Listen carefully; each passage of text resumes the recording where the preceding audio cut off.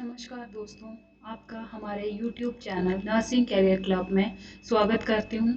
आज मैं आपको बीएससी नर्सिंग सेकेंड ईयर के टॉपिक मेडिकल सर्जिकल नर्सिंग 1 में से unit number 2 common sign and symptoms and their management में से कुछ टॉपिक्स जो हैं वो डिस्कस करने जा रही हूँ। इसमें फर्स्ट स्लाइड में मेरे पास है डिस्निया, इसकी इंट्रोडक्शन के बारे में। सेकेंड स्लाइड में डेफिनेशन जो स्लाइड नंबर 8 है, उसके बाद कॉजेज हैं, उसके रिस्क फैक्टर्स हैं, साइन एंड सिम्टम्स हैं, डायग्नोसिस हैं एंड ट्रीटमेंट ऑफ डिस्निया जो कि स्लाइड नंबर 22 में आपको मिल जाएगा। नेक्स्ट है हमारे पास इसकी nursing management, then second condition that is syncope, इसके causes, classification, sign and symptoms, उसका diagnosis, medical management and nursing management जो है, ये सारा कुछ हम इस वीडियो में डिस्कस करने जा रहे हैं। आपको अगर ये वीडियो पसंद आता है तो आप लाइक और सब्सक्राइब करें। अगर आपको इस टॉपिक के बारे में कुछ समझने में दिक्कत आती है तो आप कमेंट सेक्शन में कमेंट्स जो हैं वो कर सकते हैं। Dyspnea dyspnea means shortness of breath. जब हमें ब्रीदिंग में जो है वो डिफ़िकल्टी होने लगती है तो उस कंडीशन को हम डिस्निया बोलते हैं। इसकी इंट्रोडक्शन, डिस्निया और shortness of breath is a feeling of not being able to breathe well enough. Dyspnea है, ये एक फीलिंग है जब हमें लगता है कि हमें प्रॉपर तरीके से जो है वो इनफ मात्रा में जो है वो ब्रीथ जो है वो नहीं हो रहा है, हमें एयर हंगर जो है वो फील होता है। नेक्स्ट इसकी डेफिनेशन जो कि अमेरिकन थोरेसिक सोसाइटी ने इसको डिफाइन किया है वो ऐसे किया है, a subjective experience of breathing discomfort that consists of qualitatively distinct sensation that very in intensity. एक ये सब्जेक्टिव एक्सपीरियंस है जो कि ब्रीदिंग डिस्कम्फर्ट को जो है वो पेशेंट एक्सपीरियंस करता है और इसमें जो इंटेंसिटी है या सेंसेशन है वो वेरी करती रहती है।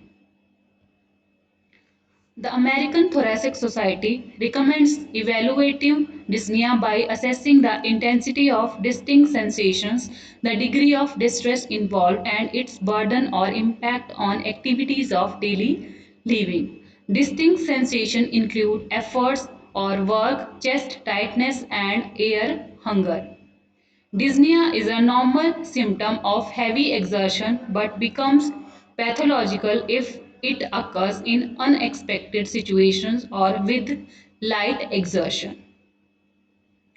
जब हम हैवी एक्सर्शन करते हैं तो डिस्निया के सिम्टम्स आना नॉर्मल होता है, बट जब अनएक्सपेक्टेड सिचुएशन और लाइट एक्सर्शन पे भी हमें डिस्निया के सिम्टम्स जो हैं वो अराइज हो, there is some problem with breathing.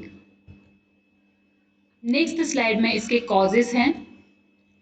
In 85% of cases, it is due to asthma, pneumonia, cardiac ischemia, interstitial lung diseases, congestive heart failure, chronic obstructive pulmonary disease, or psychogenic causes such as panic disorders and anxiety.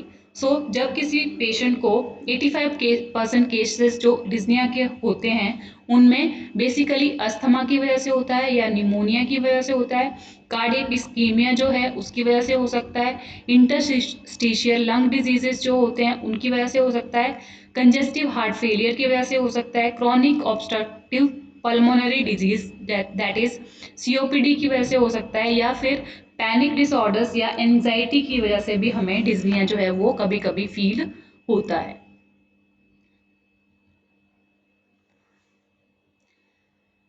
In next slide, there is acute dyspnea could be due to asthma, anxiety, pneumonia, choking or inhaling something that blocks breathing pathways.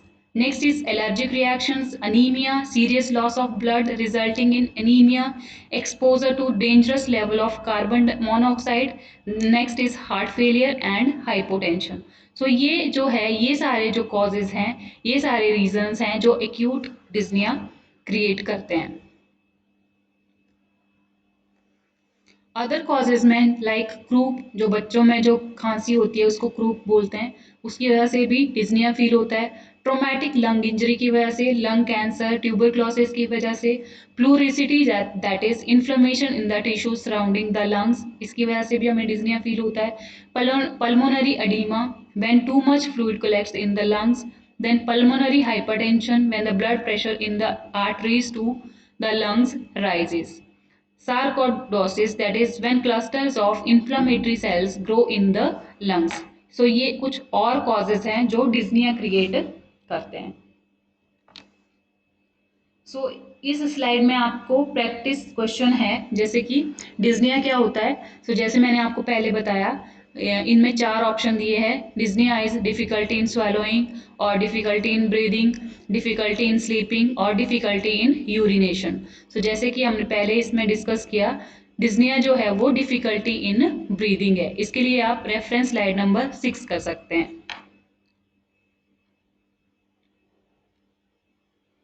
Next slide में हम इसके risk factors के बारे में discuss करने जा रहे हैं। Risk factors are those factors which can cause डिज्निया।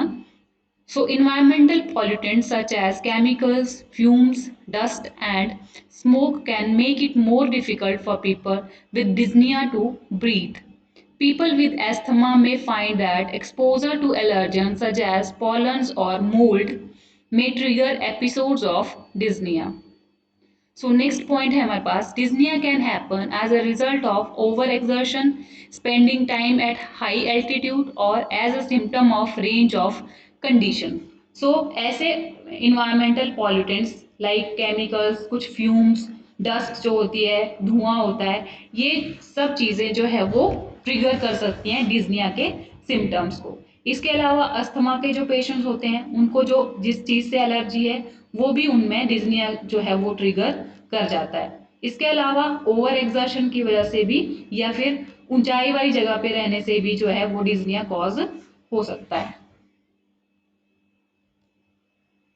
Next slide में डिज्निया के साइन एंड सिम्टम्स के बारे में डिस्कस करने जा रहे हैं। Sign, shortness of breath after exertion और ड्यू टू मेडिकल कंडीशन। जब भी कोई पेशेंट भारी काम करे उसमें शॉर्टनेस ऑफ ब्रेथ आ रही है, ये मेजर सिम्टम है डिज्निया का।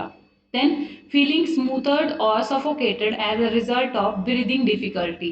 पेशेंट जब भी सफोकेटेड फील करे उसको डिज्निया जो है वो फील होता है। Next is लेबर्ड breathing, tightness in the chest, rapid shallow breathing. Then next is heart palpitations, wheezing sounds from the chest cavity. That next is cough. ये कुछ साइन एंड सिम्टम्स हैं जो डिज्निया वाले पेशेंट्स को अपीयर होते हैं। Sometimes shortness of breath can be a sign of life-threatening condition. Emergency medical treatment is needed if an individual has any of these symptoms simultaneously. Sudden onset of severe dyspnea. This is also a symptom. Loss of ability to function due to shortness of breath, chest pain and nausea. Medical ये सारी चीज़ें जब patient को suddenly onset होता है, उसकी loss of ability हो जाता है, चेस्ट पेन है या नोजिया है, तो उस कंडीशन में हमें एमरजेंसी मेडिकल ट्रीटमेंट की ज़रूरत पड़ेगी पेशेंट के लिए। नेक्स्ट स्लाइड में हम डिज्निया के डायग्नोसिस के बारे में पढ़ेंगे।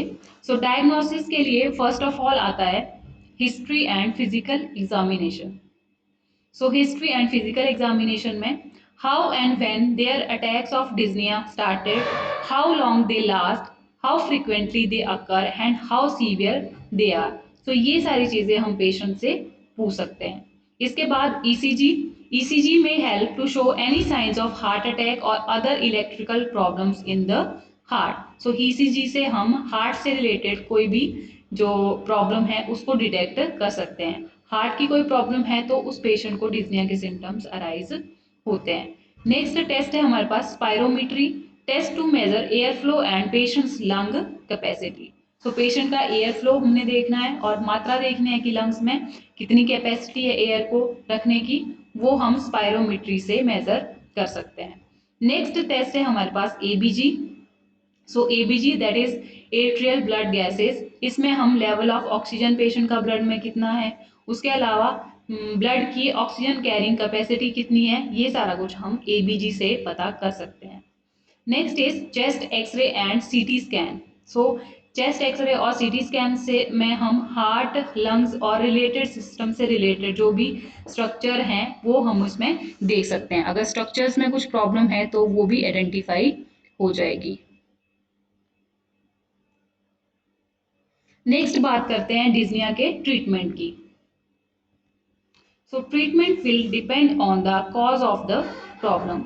जो भी कॉज है जिसकी वजह से डिज्निया हो रहा है उसको हमें ट्रीट करना पड़ेगा। A person who is short of breath due to over exertion will probably get their breath back once they stop and relax.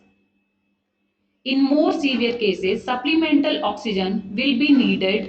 Those with asthma or chronic obstructive pulmonary disease may have an inhaled rescue bronchodilator to use when necessary. So severe attack जब dyspnoea का किसी को हो तो supplemental oxygen की ज़रूरत पड़ सकती है। इसके अलावा जो अस्थमा या सीओपीडी के पेशेंट्स होते हैं उनके पास ब्रोंकोडायलेटर होता है, तो वो उस टाइम पे रेस्क्यू के तौर पे इनको यूज़ कर सकते हैं। इसके अलावा if dyspnea is linked to asthma it typically responds well to medication such as bronchodilators and steroids. So dyspnea अगर अस्थमा से लिंक्ड है सो उस कंडीशन में हम ब्रोंकोडायलेटर्स और स्टीरॉयड मेडिकेशन जो है वो पेशेंट को प्रोवाइड दे सकते हैं।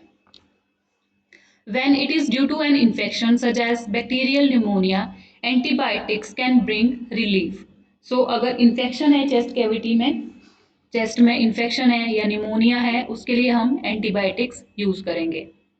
Other medications such as opioid, non-steroidal, anti-inflammatory drugs and anti-anxiety drugs can also be effective.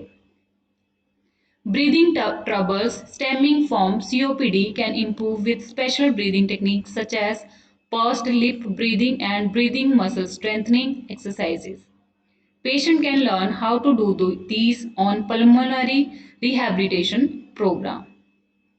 So patient को हम ब्रीदिंग एक्सरसाइज जो है वो भी सिखा सकते हैं, जो कि हम पल्मोनरी रिहैबिलिटेशन प्रोग्राम के थ्रू उनको सिखा सकते हैं।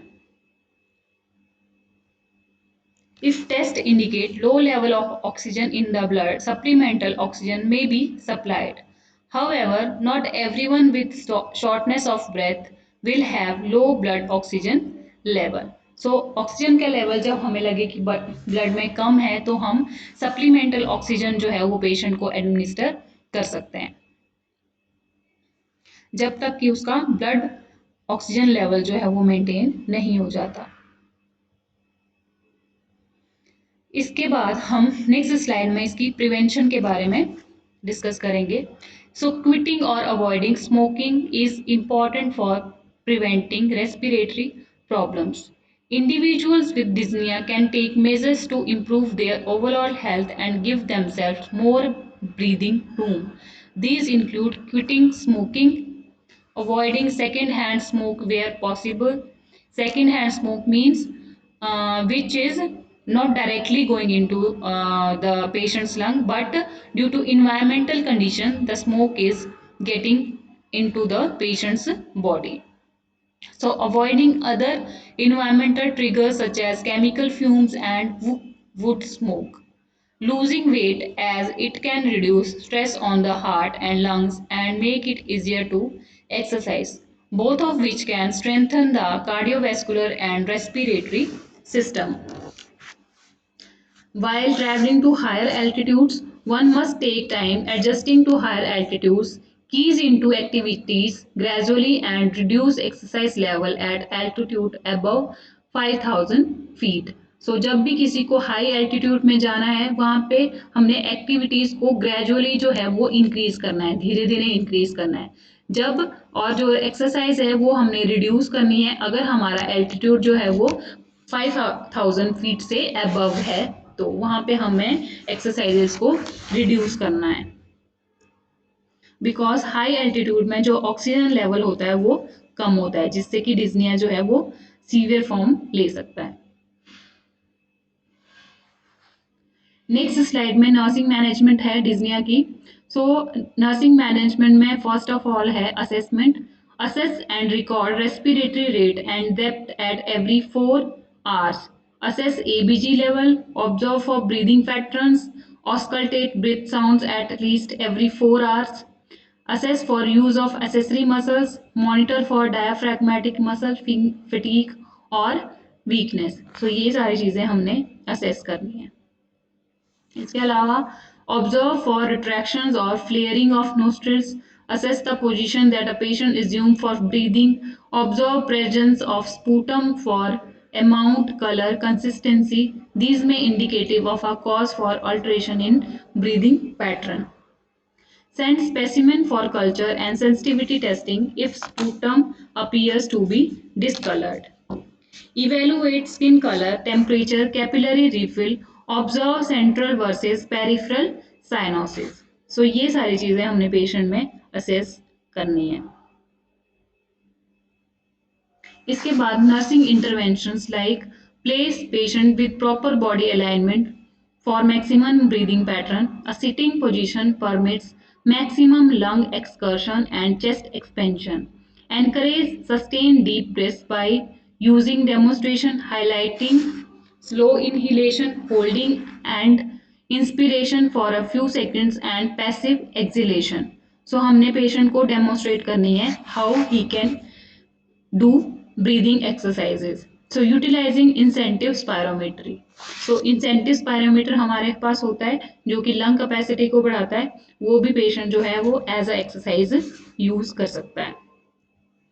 इसके बाद provide respiratory medications and oxygen पर doctors order.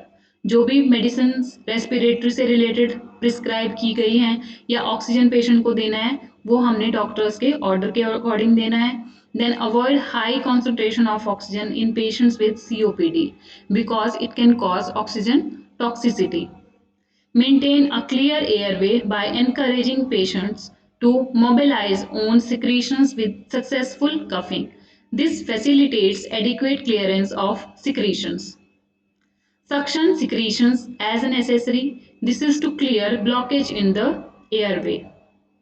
Stay with the patient during acute episodes of respiratory distress. Consult dietitian for dietary modifications. COPD may cause malnutrition which can affect breathing pattern. Good nutrition can strengthen the functionality of respiratory muscles. Then encourage small frequent meals.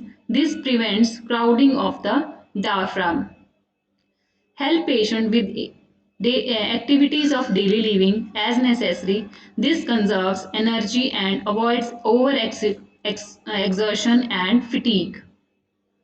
Avail a fan in the room. Moving air can decrease feelings of air hunger. So ये कुछ intervention है जो हम डिज्निया वाले patients के लिए कर सकते हैं। Then encourage social interaction with others that have medical diagnosis of ineffective breathing patterns. Talking to others with similar conditions can help to ease anxiety and increase coping skills. Next is educate patient or significant other, that is relatives, for proper breathing, coughing and spitting methods.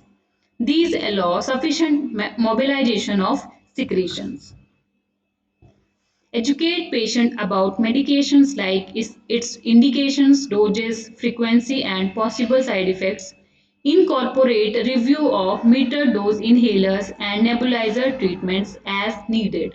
So अगर patient को MDI चाहिए या nebuliser treatment चाहिए सो वो भी हमने patient को उसका यूज कैसे करना है घर पे वो भी सिखाना है। This information promotes safe and effective medication administered. Then teach patient about the pursed lip breathing. So patient को हमने breathing exercises जो है वो भी teach करनी है।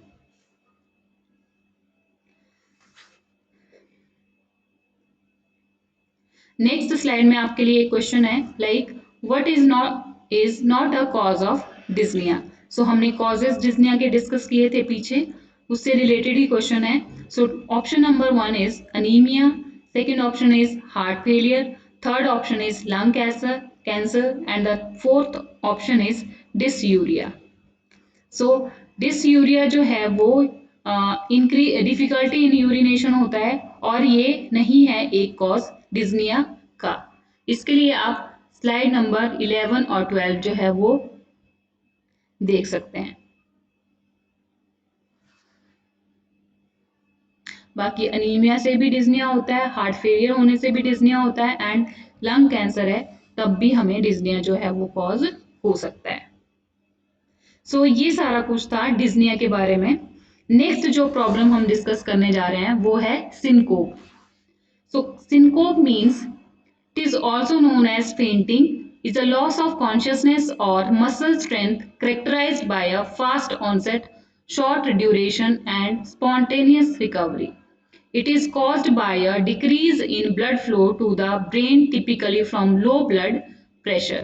So syncope, fainting या चक्कर आना वो क्या होता है? वो होता है is a loss of consciousness and muscle strength characterized by fast onset, short duration and spontaneous recovery. So जब भी किसी को फेंट होता है कोई तो उसको लॉस ऑफ कॉन्शियसनेस हो जाता है और उसकी जो मसल स्ट्रेंथ है वो भी जो है वो कम हो जाती है और एकदम से फेंट का एकदम से फास्ट ऑनसेट होता है, थोड़े टाइम के लिए ये होता है और स्पॉन्टेनियसली जो है इसकी रिकवरी भी हो जाती है। अब इसका कॉज क्या है? बेसिकली जब भी ब्रेन में जो है वो ब्लड फ्लो डिक्रीज हो जाता है, टिपिकली जब हमारा ब्लड प्रेशर जो है वो टोटली लो रहता है, उस वजह से हमें फेंटिंग जो है वो या सिनकोप हो सकते हैं। नेक्स्ट इसके कॉजेज डिस्कस करते हैं। सो कॉजेज में syncope is a symptom that can be due to several causes ranging from benign to life threatening conditions. There are also many non-life threatening factors such as overheating, dehydration, heavy sweating, exhaustion, or pooling of blood in the legs due to sudden changes in body position. Next is bradycardia की वजह से भी हो सकता है, tachycardia की वजह से भी हो सकता है, and aortic stenosis and mitral valve stenosis की वजह से भी हमें जो है वो फेंटिंग हो सकती है। इसके अलावा cardiac problems like myocardial infarction, aortic dissection, pulmonary embolism, medication such as beta blockers, vasodilators जो कार्डियक ड्रग्स हैं ये सारी, हाइपोग्लाइसीमिया की वजह से भी, मेटाबॉलिक डिसऑर्डर्स की वजह से, सेरिब्रोवैस्कुलर एक्सीडेंट दैट इज स्ट्रोक की वजह से भी जो है वो सिनकोप होता है, एंग्जाइटी अटैक्स किसी को ज़्यादा आते हैं उनमें भी सिनकोप होने के चांसेस होते हैं। देन सोमैटिक डिसऑर्डर्स, साइकेट्रिक कुछ सोमैटिक डिसऑर्डर्स होते हैं उनमें भी सिनकोप होता है। देन स्ट्रेसफुल सिचुएशन, कुछ लोगों को स्ट्रेस में जो है वो भी सिनकोप या फेंटिंग जो है वो हो जाती है।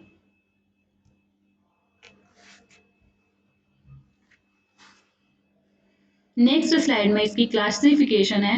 So syncope is classified into two major types, that is neurally mediated syncope and second one is cardiac syncope. So neurally mediated syncope क्या होता है? It is typically happens while standing and it's often preceded by a sensation of warmth, nausea, lightheadedness, tunnel vision or visual grey out. Placing a person in a reclining position restores blood flow and consciousness. So ये वाला जो newly mediated syncope है ये जब हम खड़े होते हैं तब सडनली होता है, इसमें हमें गर्मी फील होती है, नोजिया फील होता है, लाइट हेडेडनेस फील होता है, उसके अलावा हमें टनल विजन या जो विजुअल ग्रे आउट्स होते हैं वो भी फील होते हैं। जब हम पेशेंट को रिक्लाइनिंग पोजिशन में करते हैं तो पेशेंट का जो ब्लड फ्लो है वो रिस्टोर हो जाता है और उसको कॉन्शियसनेस जो है वो भी रिगेन हो जाती है। इसके अलावा situational syncope which is type of neurally mediated syncope is related to certain physical function such as violent coughing that is laughing और swallowing. सो सिचुएशनल सिनकोप जो कि एक टाइप के न्यूरली मीडिएटेड सिनकोप ही है, इसकी एक टाइप है, ये कभी कभी ज़्यादा खांसी करने से, ज़्यादा हंसने से या जब हम खाना खा रहे होते हैं उस टाइम पे भी हो जाता है। Other disorders can cause syncope, like which also can be a side effect of some medicines. Types of syncope suggest a serious disorders like those occurring with exercise, those associated with palpitations or irregularity of the heart, those associated with family history of recurrent syncope और sudden death. तो अगर syncope के साथ जो है वो syncope जब exercise के टाइम पे हो या फिर सिंकोप के साथ पैल्पिटेशंस भी हो और इरेगुलरिटी ऑफ हार्ट भी हो, उसके अलावा किसी को फैमिली हिस्ट्री होती है रिकरेंट एपिसोड्स ऑफ सिंकोप की, तो वो जो है सीरियस जो है वो डिसऑर्डर एक बन जाता है और इसकी वजह से सडन डेथ भी जो है वो हो सकती है। नेक्स्ट स्लाइड में हम कार्डियक सिंकोप के बारे में पढ़ेंगे। सो कार्डियक सिंकोप जो कि सेकेंड टाइप है सिंकोप की, इसमें cardiovascular syncope is caused by various heart conditions such as bradycardia, tachycardia or certain types of hypotension. It can increase the risk of sudden cardiac death. People suspect of having cardiac syncope but who don't have special medical conditions may be managed as outpatients. Further inpatient evaluation is needed if serious medical conditions are present. सो जो cardiovascular syndrome होते हैं वो various heart conditions की वजह से like bradycardia अगर किसी को है, टेकिकार्डिया है या हाइपोटेंशन है, उस वजह से जब सिंकोप होता है उसको हम कार्डियोवैस्कुलर सिंकोप कहते हैं। सो सिंकोप के क्या साइन एंड सिम्टम्स हैं? तो first is pail skin, dizziness, weakness, nausea, cold and clammy sweat, then blurred vision, feeling warm, tunnel vision, jerky abnormal movements and a slow and weak pulse. So syncope आपको भी कभी feel हुआ हो तो आप भी उसमें फील कर सकते हैं कि क्या साइन एंड सिम्टम्स सिंकोप के होते हैं। इसके बाद नेक्स्ट स्लाइड में इसके डायग्नोसिस के बारे में है। So diagnosis, a medical history, physical examination and ECG are most effective way to determine the underlying cause. जो भी cause है वो हम हिस्ट्री, फिजिकल एग्जामिनेशन और ECG से जो है वो फाइंड आउट कर सकते हैं। ECG में अगर कोई भी एबनॉर्मल हार्ट रिदम या जो ब्लड फ्लो है, हार्ट मसल्स हैं, इलेक्ट्रिकल इश्यूज हैं, वो सारे हमें ECG से फाइंड आउट जो है वो हो जाएंगे।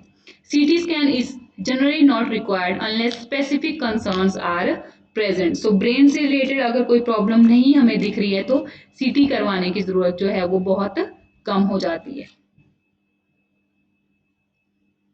इसके बाद हम मेडिकल मैनेजमेंट के बारे में डिस्कस करेंगे। So management of syncope focuses on treating the underlying cause. Treatment of vasovagal or orthostatic hypotension syncope involves trigger avoidance but may or rare occasion include medication or a pacemaker. सो जो भी cause हमें find out होता है उसके accordingly हमने focus करना है treatment पे। इसके अलावा हमने जो भी ट्रिगर्स हैं उनको अवॉइड करना है। Returning blood to brain by positioning the patient on the ground with legs slightly elevated or sitting leaning forward and the head between the knees for at least 10 to 15 minutes, preferably in a cool and quiet place. Supportive care include avoidance of triggers and IV fluids. Medications like beta blocker, theophylline, clonidine, serotonin reuptake inhibitors can be used. Compression stockings can be given to the patient. After the symptoms have passed, sleep is recommended.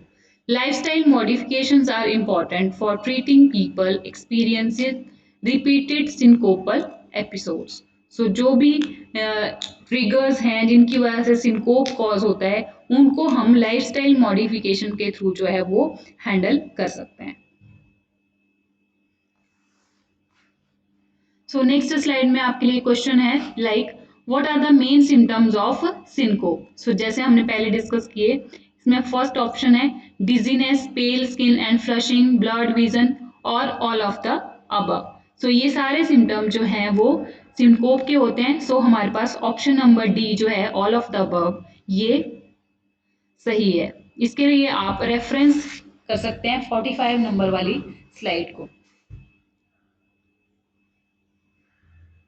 So next हम nursing management of syncope के बारे में discuss करेंगे। सो nursing management में assess neurological status, cardiopulmonary status and history of previous medical records, monitor vital science and variation in normal pattern, assess the pattern of attack, then administer medications and fluids as prescribed, instruct the patient to wake up slowly after a sleep to control orthostatic hypotension induced syncope, then maintain intake output records and monitor activity pattern of the patient. इसके अलावा ask patient to avoid triggers and situations where loss of consciousness would be seriously hazardous. For example, operating heavy machinery, commercial pilots, etc. So ऐसी situation जो trigger भी है और serious condition जो है वो कॉज कर सकती है, पेशेंट को हैजार्ड कॉज कर सकती है। सो ऐसे काम हमने अवॉइड करने हैं, लाइक कि कोई हैवी मशीनरी को ऑपरेट नहीं करना है और पायलट अगर कोई है तो उसको भी अवॉइड करना है। So this was all about syncope. So in this video we have discussed about common sign and symptoms and their management. इसमें हमने एक डिस्निया के बारे में डिस्कस किया और दूसरी कंडीशन जो थी वो सिनकोप था। अगर इन सब में आपको समझने में कोई परेशानी आती है तो आप कमेंट सेक्शन में जो है वो कमेंट्स कर सकते हैं। इसके अलावा आप हमारे चैनल को लाइक, सब्सक्राइब और जो है वो शेयर करें। Thank you.